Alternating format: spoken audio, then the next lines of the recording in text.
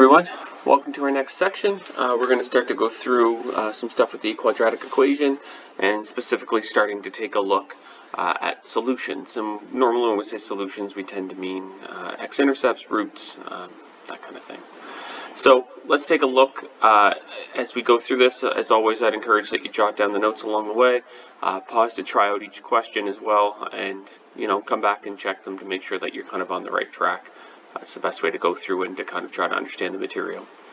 So in quadratic equations, they're used in all kinds of different scenarios and situations, and we've been dealing with quadratics now for a little bit.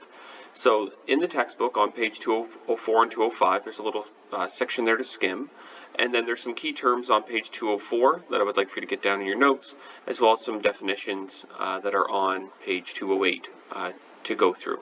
So they're just to kind of familiarize yourself with some of the ideas of quadratic equations and the topics that we're going to be covering. So the idea behind this is what is a quadratic equation? So a quadratic equation is a second degree equation with a standard form, ax squared plus bx plus c equals 0, where a cannot equal 0. So the idea there is that we always have an x squared term. And so for an example, we've got 2x squared plus 12x plus 16 makes 0, where we have this x squared term identifying that we have a quadratic function. Okay, it's called the highest degree polynomial, and a degree is just the exponent. So in this case, the highest exponent that we have in the question is a 2. Alright, so solving quadratic equations, what does it mean to solve one? And solving just basically means to determine the value of x that will make the function equal to 0. So therefore the solutions of a quadratic equation are known as zeros of a function, or the roots. And so oftentimes in a question you may see to solve this quadratic, or to find the roots of this quadratic, or find the zeros of the quadratic, or to find the x-intercepts. In all scenarios it's kind of asking the exact same question. So there's more than one way to solve a quadratic, and basically we're going to be exploring 4 different ways. And so we're going to be looking at graphing, factoring, completing the square, and using the quadratic formula. And so you have a little bit of a previous experience to all of these, and so the idea here is mostly just to take a look at how these relate to solving quadratics, not so much what they do. So let's start taking a look at the first one. So we're going to solve by graphing. So we can determine the solutions of an equation by determining the corresponding function and then by graphing it. And I would recommend as we go through this that you use all of your bag of tricks that you have. And so if you can factor out a question, find the roots that way and then graph it, let's do that. If you need to make a table of values, we'll do that. And just to kind of go through the different methods that we've practiced. So the solutions of the roots of the equation or the zeros of the function are visible as the x-intercepts when we graph them. So we can graph manually, or we can use the graphing calculator to give us the same kind of idea. And so for this example, we can solve x squared minus 2x minus 8, and we want to solve it graphically, okay, to find out what it is. So at this point, if you could pause the video, open up your graphing calculator or Desmos, make a table of values, plot out some points, but to graph out the question, and then see if you can isolate where those x-intercepts are. Alright, so hopefully you had a chance to take a look in terms of graphically and what this looks like. And so what we can see from here is that our function, x squared minus 2x minus 8, we could use a table of values to graph it, or we could use the TI-83s, the graphing calculators, and then that trace function to figure them out. What we can see here is that the x-intercepts occur at -2 and 0 and 4 and 0. So the zeros of the function occur at -2 and 4. So therefore, the roots of the equation are -2 and 4. Now, notice that we've got very similar terminology here, right? X-intercepts, -2 and 4. We've got zeros of the function, -2 and 4. The roots of the function, -2 and 4. Right? They all mean the same thing. It's just telling you where the y-axis equals 0. We have an x value to say where it crosses that point. So, the other part that we could do with this as well is we could take a look at factor this and see if it can factor, and see that I could have x minus 4 and x plus 2 equals 0. And I can see from here then that x would need to equal 4 and x would need to equal -2. So that kind of gives an idea of kind of where we're heading into this stuff. So graphing calculators or Desmos obviously work really well to determine where the x-intercepts are. So for example 2, determine the zeros of the function of x squared minus 4x minus 5 by graphing. So same thing, in this case what we're going to do is I'd like for you to go through and to make a table of values, or to try to plot out some points using the graphing calculator software on Desmos or on the graphing calculators themselves. So pause the video, give it a try, and come back when you're ready. Alright, so hopefully you had a chance to take a look. If you're making a table of values on here and you're trying to think, okay, where do I start with the table of values? There's a really handy tool when it's set up in the standard form model, and that idea is that if you did minus b over 2a, and if you recall from before, that minus b over 2a tells you the x value of the vertex, it tells you the axis of symmetry. So if I were to plug in minus b over 2a here, I'd have minus a minus 4 over 2 times 1, which means really I'd have 4 over 2, which would just be 2. So there I can see, okay, the axis of symmetry is 2. Okay, x is equal to 2. So if I were to make a table of values with this and I want to plot out some points just to see what this is going to be, I would start with 2 in the middle, and then I'd just go 3 up from there, 2, 1, 0, -1, and 3 down from there, 3, 4, 5.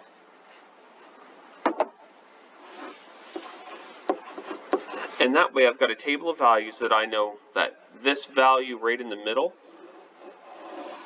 whatever this is going to be my vertex. And so I'm going to be working out from there symmetrically.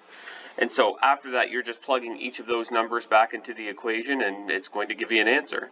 And so from there, we can kind of determine where to plot this graph.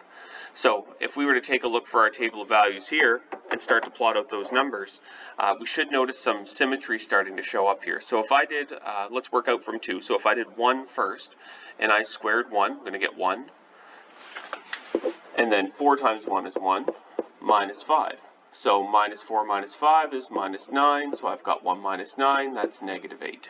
Okay, so -8 here, which means that if I plug 3 into there, I should get the same answer, and that will really help me kind of make sure that I have that middle part. Because remember, the vertex is, if that's the center, I should have the same y value moving outward. So if I square 3, I get 9. 4 minus 3 is 12, minus 5. 9 minus 12 is -3, minus 5 is -8. So, -8 there. And then that's going to really help me kind of fill this out, because after that I really only need to plug in a couple of values and I can duplicate their answers. So if I put 0 in here, I'm going to get -5 overall as an answer, which means if I plug 4 in, I'm going to get -5 as an answer. And then if I were to plug -1 into here, -1 squared is 1, -1 times 4, it's a negative out front, so I guess that's plus 4, minus 5, which is 5 minus 5, which is 0. And then 5, I'd get 0. And so then with 2, if I want to plug that in just to find out what my vertex point is, 2 squared is 4, minus 2 times 4 is 8, minus 5. 4 minus 8 is -4, minus 5, which is -9. So all of this kind of works out to give this idea of a visual graph that starts at 2 and -9, and then you can see how the values change as it moves outward. So then I can take a look and I can see from here, okay, when is y 0? It actually shows me on the table of values y is 0 here and y is 0 here, right? Which matches up with what I have for x-intercepts at those points. So even using a table of values compared to the graphing technology will also do the same kind of trick. Okay, but start with that axis of symmetry first, and that will help you make a table of values to plot it out. Alright, so taking a look at some of the word problem ideas. So water fountains are usually designed to give a specific visual effect. So for example, the water fountain shown consists of individual jets of water that each arc up in the air in the shape of a parabola. So notice how the jets of water are designed to land precisely where the underwater spotlights are that are in the picture. So then the question starts to become, okay, how can you design a water fountain to do this? Where to put the lights, essentially. So where must you place the underwater lights to let the jets of water land on them? What are some of the factors to consider when designing a water fountain? And how do these factors affect the shape of the water fountain? So just take a second and just kind of think of those questions, jot down a couple things, and come back when you're ready to go through them. Alright, so how can you design a water fountain to do this arc shape? Well, it has to start with some sort of upward motion, right? I have to have some sort of speed that will spit the water in a vertical direction.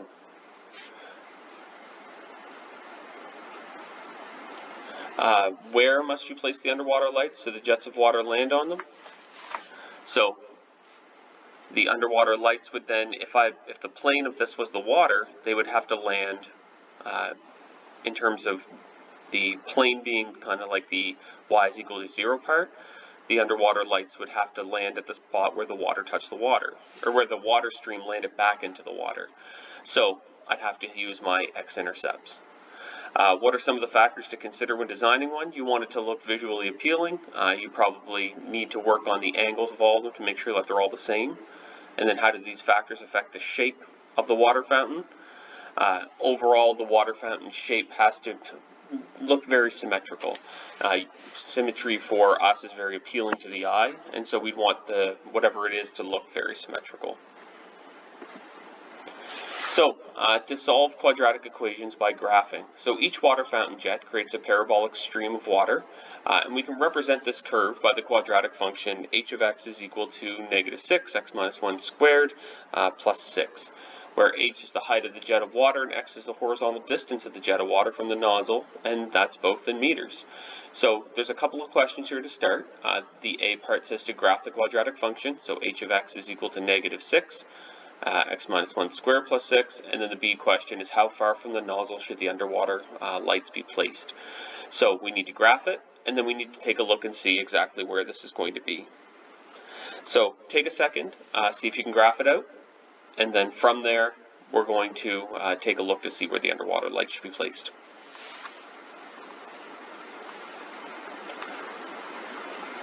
Alright, so for the next one, if you had a chance to see the graph, so again, we took a look and we could see from our vertex, just in terms of like how we got to here, we can see that our p-value here is 1 in our vertex, so we know that our vertex is 1, 6, and so really my axis of symmetry is 1, which means I've got my table of values, right? So I could have started here with the table of values, could have put 1 in the center, and then 0, -1, -2, and 2, 3, and 4.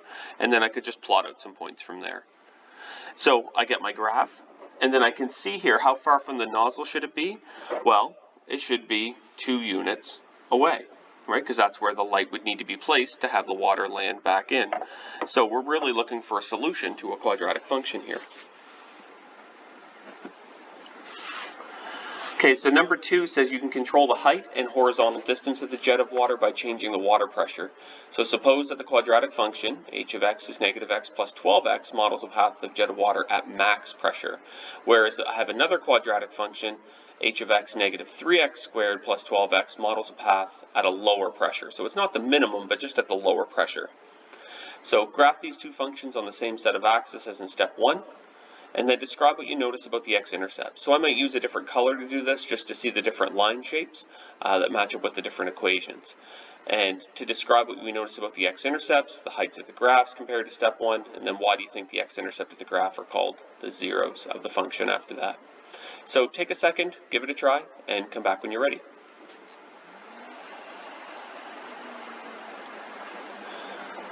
Alright, so hopefully you had a chance to plot out both points. So we've got two separate equations here, -x squared plus 12x and -3x squared plus 12x. So hopefully you notice that really what's happening here is a is being changed by a factor of 3.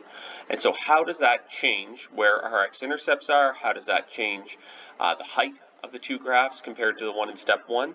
And, you know, what happens overall with this? So we started with a max height of 6 and really going over 2.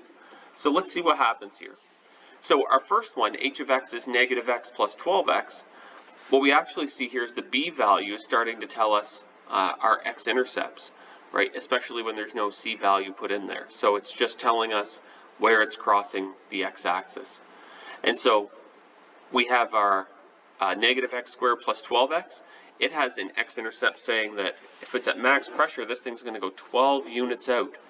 But the one that has the negative 3 in the front of it is only going to go 4 units out. So it's a third of the distance, right? So we graph them out. We can describe what we notice about the x-intercepts, and we can also describe what we notice about the height. So remember, the regular height was at 6, right? It was at 1 and 6. So somewhere down here, okay, was the first one. And then now I've got this shape at negative x squared plus 12x that goes all the way up to 36 units high. And then I have my other one that negative 3x squared plus 12x, and it's going up 12 units high. So we've got a bit of a shift going on here from my original equation, my original graph, compared to what we had to start off with. So describe what you notice about the x-intercepts and the height of the graphs compared to the one in step 1. They're much higher, they're much further out. Okay, and so as they go further out, they tend to have a higher stream as long as they're all kind of starting relatively the same, with the same initial angle.